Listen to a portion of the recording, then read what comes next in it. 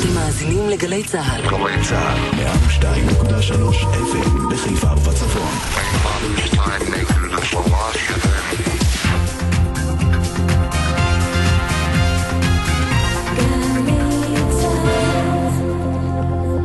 אנחנו חוזרים להילה גונן ברזילי, מנהלת מרכז חוסן בשדרות, לאסף רוט בן 17 מאשדוד, תלמיד כיתה י"ב, ולנטלי קוזניצוב בת 13, תלמידת כיתה ח' בבאר שבע. נטלי, היה נכון להשבית את הלימודים היום ולא ללכת לבית ספר? לדעתי כן. לדעתי רובי קיבל החלטה נכונה ונבונה. רובי זה ראש העיר שלך? כן, רובי זה ראש העיר שלנו.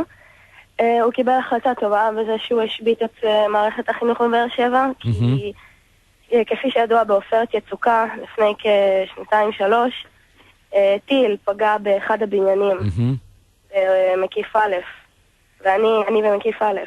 מה את אומרת? כן. אני התפלאתי, זה הכל, כן. את במקיף א', והיית בזמן פגיעת הטיל בבית הספר?